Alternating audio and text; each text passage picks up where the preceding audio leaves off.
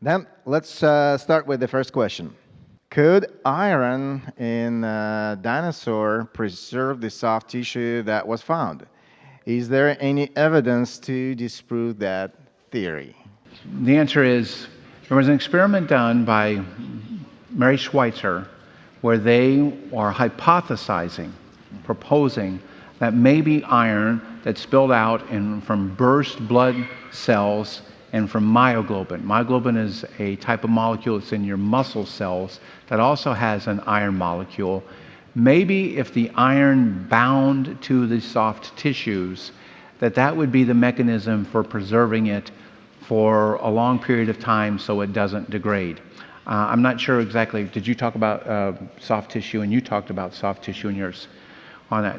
So we're finding the soft tissue, which by all experiments should not last, depending on the experiment you look at, more than 100,000 to 1 million years. And obviously that's not based on observation, that's based on testing of the degradation of current proteins and extrapolating at the rate that they're breaking down under certain conditions that they will not last more than 100,000 to 1 million years. Mary Schweitzer said, well, maybe the iron will bind to these and allow them to last longer. And her experiment does not provide solid evidence that iron will cause the preservation of these molecules. For one, it was not based on any quantitative testing. It was based on just a mere observation that after just 2 years, not 20 years, not 2,000, not 2 million, 2 years, that they did not look as degraded as molecules that had not been bound to iron. That was problem number one. It was just a mere observation and it wasn't quantitative. Number two, she never demonstrated that in real life you could get the concentrations of iron from busting red blood cells and from myoglobin to preserve the proteins that she was using in her experiment, which was a high concentration of iron, which only allowed them to look like they're more preserved for 2 years. So this is another illustration where evolutionists have greatly extrapolated a conclusion well beyond what the evidence will bear. Also, it should be noted that within just the last week, ladies and gentlemen, they found some dinosaur soft tissue, and what was really amazing is that they found DNA and chromatin, which is part of chromatin. Chromatin is a molecule where you have histones, which are proteins, and the DNA wraps around these proteins called histones like a ribbon around tennis balls.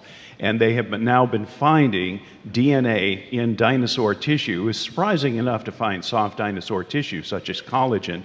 But this opens a new chapter. This is very significant, finding this DNA. Now, don't leave here thinking that Jurassic Park is right around the corner. But to find DNA is quite a significant discovery, and it's very recent. It's only within the last week. Something else that creationists have been requesting the evolutionary community to do in regard to soft dinosaur tissue, and that is, since the soft tissue contains carbon, would they undergo something called carbon-14 testing? The evolutionists have refused. Why have they refused? You ask them, plead with them, beg them, please do a carbon-14 dating testing on this soft tissue, and they won't do it because they know, like everybody else knows, that it's going to give its age of just thousands of years. But the theory of evolution says that dinosaurs became extinct 66 million years ago. So talk about bad science, talking about being unscientific. They will not conduct a perfectly legitimate, straightforward test. And I think it's because of the philosophy, not the science. Not expensive. Oh, wow, that's wonderful. Actually, we have a couple of questions related to dating because I know you just mentioned that carbon dating process, and there is a question, how do we explain, and I want to ask you to excuse me right away because at this point I think like this is the smart side and this is the dumb side, so I'm trying to read stuff which I'm not exactly sure, so I'll try to read it myself and I hope you'll be able to understand. How do we explain radiometric dating? Is it accurate? Is there proof that unstable isotopes decay at a constant rate? And there's another question. I think it's kind of related with radiocarbon dating, Mark. How does radiocarbon dating mark rocks and fossils at millions of years old if everything on Earth is under 10,000 years old? Kind of those two questions, if you would be able to explain. Yeah, Jake. Well, the bottom line is, even if you don't really know much about radioisotope dating, what you need to know is that almost every single time they've used it to date a rock of known age, they've gotten the wrong answer. It's not uncommon for rocks that are just volcanic rocks, newly formed volcanic rocks that are just decades old, to be given age assignments of hundreds of thousands or even millions of years. Okay, so that right there tells you there's something badly wrong with the radioisotope dating assumptions. We can get into that, but we do think those assumptions are flawed. Radiocarbon dating is a little bit different because it only purports to be able to date things back to about maybe 60,000 years or 50,000 years, something like that. But radiocarbon, we're now using it against the evolutionists. For years, they used to beat us over the head with it because you would get age assignments that were in thousands of years, but they were more than 6,000 years. And so they would see this as an argument against a young Earth. But now we're using it against them because, as Dr. Sherwin said, we're finding radiocarbon in things like dinosaur bones, coal, even diamonds, and even the best instruments on the planet should not be able to detect any radiocarbon in something that's more than, say, 100,000 years old. So we're actually flipping it on them now. And actually, I'm not going to take up too much more time on this, but explaining why they get inflated radiocarbon ages is actually quite simple. Okay, it's not a problem for us. So basically, these dates are wrong. They're just making some erroneous assumptions and getting the wrong answers. That's good enough for me. It's wrong. So don't take it at face value. Another question, do we find human remains from the flood along with the other creatures? Where can we find human and dinos prints altogether? Okay, well, you've stumbled onto sort of a controversial topic even among creationists. Let me just put it this way. I have no confidence in the objectivity of evolutionists to accurately or honestly assess the evidence on this, okay? There have been purported claims of this stuff in the past. I don't know if we're prepared at this point to affirm that they're necessarily genuine. I don't think we're there yet, but I can tell you this, I think we should keep an open mind, and I think some of this stuff we probably ought to take a second look at. There have been reports, even by evolutionists, of possible human remains and artifacts in what we think are flood rocks. But many of these were found like in the 1800s, early 1900s, so there's a tendency to just kind of dismiss those. And in some cases, we no longer have the artifacts. I don't think we've got any smoking gun evidence we can present to you that we feel confident that we're prepared to dogmatically say this is a pre-flood artifact. But I do think there's a lot of smoke out there, and we should keep an open mind. I want to add a little bit about the dinosaur thing, and I don't see any concrete evidence of humans and dinosaur artifacts together. Carl Baugh, bless his heart, lives just south of us. He goes a little farther than we do, but as a science staff, we kind of hedge a little bit until we see better proof. But I think, as I talked about it in my lecture, if you were here, I think they lived in separate areas, humans and dinosaurs, along with a lot of the common mammals that we see in rocks above the dinosaurs. And again, you got to think about, to make a fossil, you got to bury things fast and deep. And deep is a little bit relative, but if you didn't bury the human fossils deep enough, they're not going to make a fossil. And many of the humans were probably some of the last animals to be buried. We call ourselves animals, I guess, but I guess we fall in that category. Especially made in God's image. And so, they're the last to be buried, likely, because, we were smarter and, more intelligent. And so if they're scattered all over the upper layers of the sediments at the very end of the flood, many of them aren't going to be fossilized because they're not buried deep enough, and the erosion is going to be the top layers as it is. But as Dr. Jake pointed out, there are some purported human fossils in some of these rock layers that have been dismissed. Yeah, by the not with evolutionists. dinosaurs, though. Yeah, not with dinosaurs. we're aware but of. the uppermost layers, even above most of the dinosaurs. Thank you. Thank you. That's great. Going back to Dr. Guliuzza's message from yesterday, why do we want to replace the word evolution? Couldn't we reapply the term and it as a tool to explain the diversity of species? So the question was to replace the term evolution? Why do we want to replace? Couldn't we just reapply the term, just say that the evolution means just changing, adapting to change? Yeah. Well, great question, because that comes back to not only just last night's talk, but today. And that is the importance of having well-defined terms. And if your terms are not well-defined, then it gives anybody you're talking with the ability to equivocate, which means that you can make the word mean anything you want it to mean, or you give them the opportunity to do bait and switch. You're talking about it in one way, and then you flip it, and you talk about it in a completely different way. And evolution is one of those words, which in and of itself is not an evil term, it's not a wrong term. Even at ICR, we talk about the evolution of certain speakers. They've gotten better, they've evolved over time, or something like that.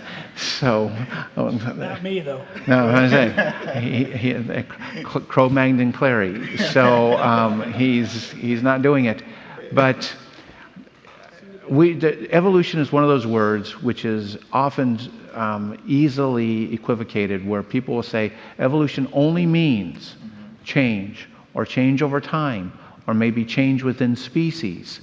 And then it's flipped to suddenly try to explain the diversity of life on Earth from one universal common ancestor, which is really what the evolutionary theory is supposed to do, And how does it do that? Let me just claim, because I'm telling you, what they're trying to do is explain the design of life. They're trying to explain why creatures look like they're really designed, and they're saying that in the struggle for life, as organisms struggle with each other, certain designs are going to prevail over the others, and this is going to lead to the design of life, but at the same time, over long periods of time, it will lead to the diversity of life.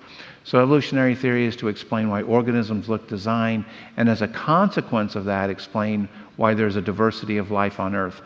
That is really what evolutionary theory is about. That is what we would disagree with vehemently, that it doesn't explain design and it doesn't explain diversity of life on Earth. So we really can't go with a rather loose definition of the term to just mean speciation or change within species. When people are talking about evolution, they mean one thing: design and diversity of life on Earth. That's what they're trying to explain without the intervention of the Lord Jesus. Absolutely. So basically, the difference between the adaptation and the evolution, what is that? Okay, adaptation is a great word. Engineers build adaptable things all the time. Unfortunately, the word has been also imported to almost mean the same as evolution in evolutionary jargon.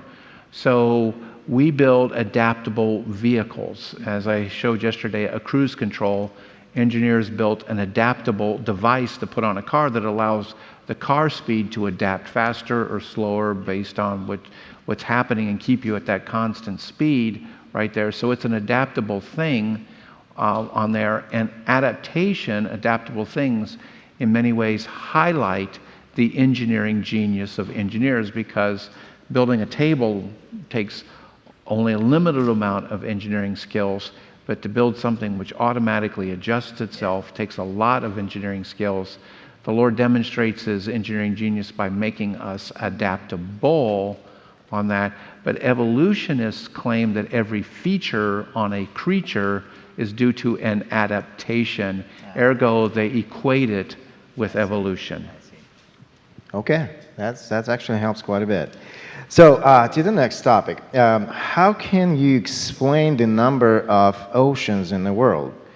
that have different temperatures and different creatures. Why are some bodies of salt water versus fresh bodies of water? How to explain all that? Well, I think this might be a question for Dr. Guliuzza, but I mean, these creatures have the ability to adjust to different environments, okay? So one of the examples Dr. Guliuzza gives is that it's some kind of bird, I don't forget exactly what kind, but it actually develops an organ to help it secrete excess salt. I mean, it actually grows a new organ. Okay, so it's quite possible that fishes and other marine creatures could have similar abilities to adapt to different temperatures and different salinities. Yeah. And that's actually a seagull, a gull and gull type of creatures. When they live in a freshwater environment, they don't have this gland, and when they migrate to saltwater environments, they can detect increased salt in their bloodstream, and this gland, as Dr. Hebert mentions, develops de novo, from scratch. It actually has tissue in it that looks kind of like kidney tissue that can filter, and then they excrete the excess salt out of a little port up on their beak on that. But in terms of why there is different water, salt water and fresh water, that's really a geological question, of which the water split apart during the flood, and some of the major freshwater lakes were filled after the Ice Age and other areas as well. And Yeah, there's a lot of currents in the ocean. There's a lot of movement. God separated the continents, but he set up these ocean gyres that spin around and bring the warm waters up and stir things up and push water against the sides of continents and cause upwelling and downwelling, which kind of keeps the oceans nutrient supplies, and why you don't find fish out in the middle of the oceans much, but are on the coasts. And so the way it was continents separated set up these ocean movements. And so some of the oceans, of course, have these cold currents because they come from the Antarctica or somewhere. But a lot of it's the spin of the Earth, the rotation of the Earth, and then these ocean currents that kind of flow, like the Gulf Stream flows up and kind of keeps eastern U.S. and England a little bit warmer than it should be, because the water is warm coming up all the way across the UK and kind of moderates their winters. Even though they're pretty far north, they don't get that cold of temperatures as, say, North Dakota or somewhere like that in the middle of a country. If you're away from the ocean waters, and in my home state of Michigan, even the lake waters moderate the temperatures to some degree. So there's a lot of that. I think that was by design, that's part of the reason why I think the tectonic plates separated so this new system could be set up, because the water is really cold in the north, really cold in the south. Just like the atmosphere, it has to move around to try to, between the atmosphere and the ocean, you actually get a lot of movement. Now, there are areas of the ocean that are more saline than others, where you have higher evaporation, like off Saudi Arabia. In that area, the ocean's saltier, so there's a different degree of saltiness to different parts of the ocean. The freshwater lakes, like we have the Great Lakes, for example, those are from groundwater flow, coming out of the groundwater, which is, the shallow groundwater is generally fresh, so you get freshwater lakes. But the ocean is very, very salty. The ocean contains 97.5% of our water on Earth.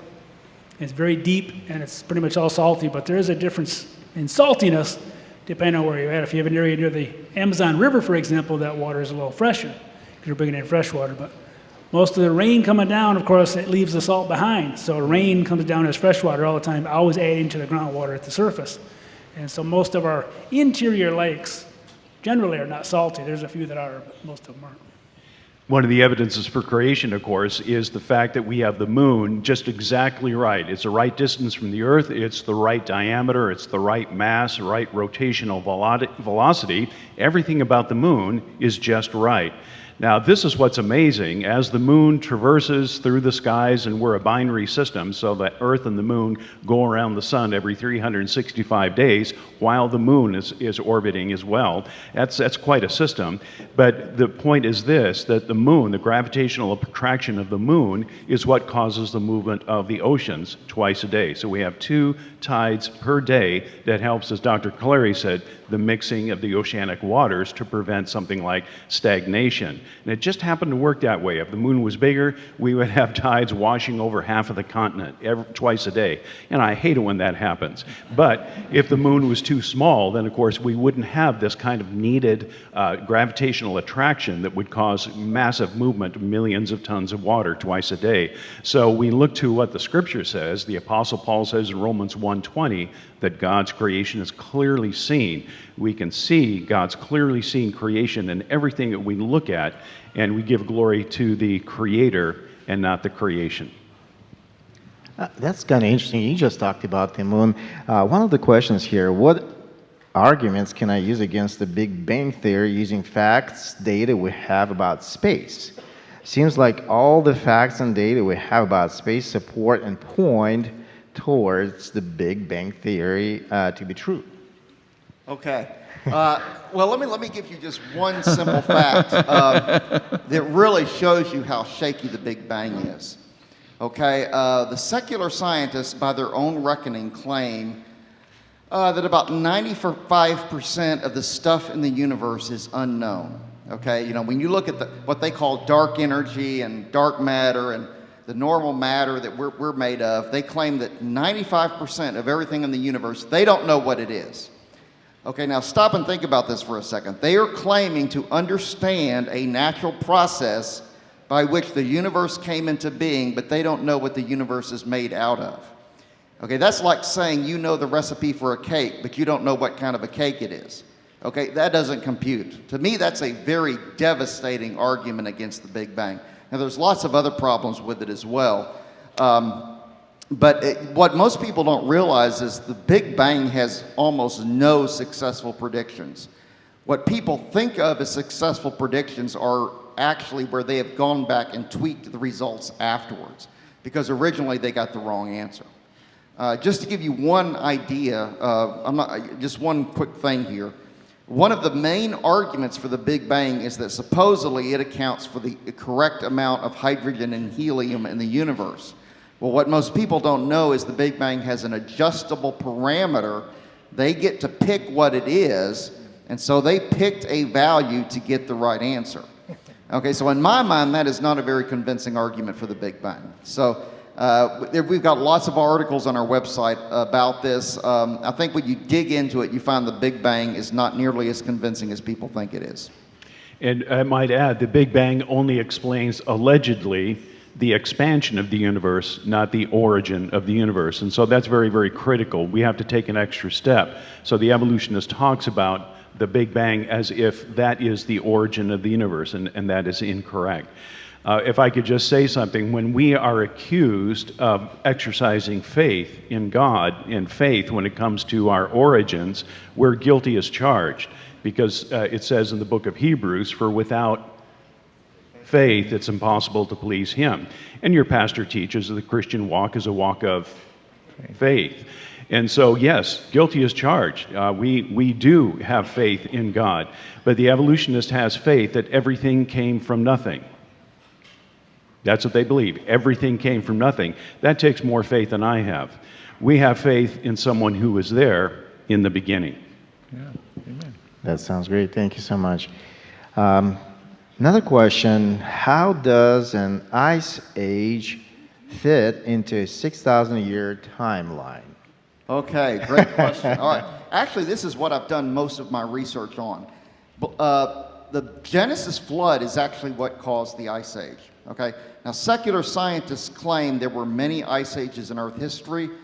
They claim that there were about 50 ice ages within the last 2.6 million years.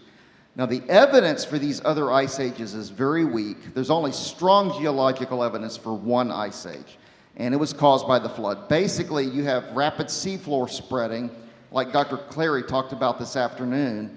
That greatly, when that hot lava, okay, was in contact with that ocean water, it warmed up the oceans a bunch. When you have a warmer sea surface, you get a lot more evaporation. That puts a lot more moisture into the atmosphere, and so you're going to get a lot more precipitation, including rain at lower latitudes, and also snow and ice at higher latitudes and on mountaintops. You don't really need a lot of time to get thick ice sheets. In fact, even secular scientists admit that even if you look at the relatively low snowfall rates that you have today, you can get thick ice sheets on something of the order of like 10,000 years, okay? Now, if you had something like the Genesis flood where snowfall rates were much higher, okay, you can get that down to less than 4,500 years. And actually, you can probably get thick ice sheets, not just in thousands of years, but probably just hundreds of years. That's amazing. Well, thank you so much. One quick question, I hope. Why there are different races in the world since we all came from Noah's family? I think you've been asked that for quite a lot. So can you please explain? Yeah, well, there are different races, and that's just different varieties of peoples expressing different traits. And generally, races get coupled together with cultures and geographical locations. So you end up with people in Japan or over in the Asia area. You have these geographical locations. You have a select area of various traits, and therefore then we coined the term as humans a race, and it's just a way to categorize different traits on different human beings. The ability to make all of those traits was in Adam and Eve, and it was in the mechanisms. Now, some people will try to explain it purely with genetics, that within our parents, Adam and Eve, there was enough genetic variety for the expression of all different kinds of traits. And that is true. We now know that you can also express those traits through markers that are placed on the genes that can cause different expression of those traits in addition to the genetic variety. And the markers are generally placed as people are exposed to different conditions. So then this takes us back to the Tower of Babel, where the Lord confounded the languages. And I can't think of a better way to cause people to separate than the fact that you can't talk to each other. In fact, we've had to overcome that barrier here on that, is to get people to talk to each other. And when you separate them by the fact that they can't talk to each other, they will go off and they will become isolated in their areas where, depending on various exposures and the degree of isolation, both of those factors, you will then end up with certain traits becoming dominant within various populations. And some of those traits have to do with exposures, others don't. And so that's the short answer, because you wanted it short. But it's the exposures and isolation into various cultures and groups that happen following the flood. So I found the flood and the Tower of Babel. Well, that was actually a good explanation in 2 minutes. I haven't heard that. That's good. Unfortunately, we are almost at the end. I have the last one question I think I would like to ask. 2 Thessalonians 2:10 says that God will send them a strong delusion. The question is, can this be connected to evolution? Yeah. Well, I think it could be. It definitely could be. In 2 Thessalonians chapter 2, Paul says, "Don't let your hearts be troubled, that the day of Christ has arrived, nor any man fool you as from a letter from us. For that day will not arrive until there is a falling away first, and then the man of sin has been exposed." And therefore, people are going to follow the man of sin. So there's this following of the man of sin, and part of the reason why they're going to follow the man of sin is because there's a strong delusion, which I interpret as they will be closed-minded and not listening to facts that are right in front of their face. That could be one factor. Another factor that could end up having people be in strong delusion is you can end up with a coercive government, which through practices starts to groom people to be very compliant and very subservient, and to believe the lies that the government tells them on that. So you end up getting conditioned to believing lies. I know that we know a government would never lie to us, but but you can get conditioned to that. And so one of the big lies that I think are going to happen during that time, because it relates to this whole idea of the man of sin, is that people will begin to believe the lie that nature is their creator, and they will end up worshiping and serving the creation more than the creator. And I think we see ourselves well on the way towards nature worship and nature adoration, which could definitely play into the big lie of rejecting the design which is right before your very eyes.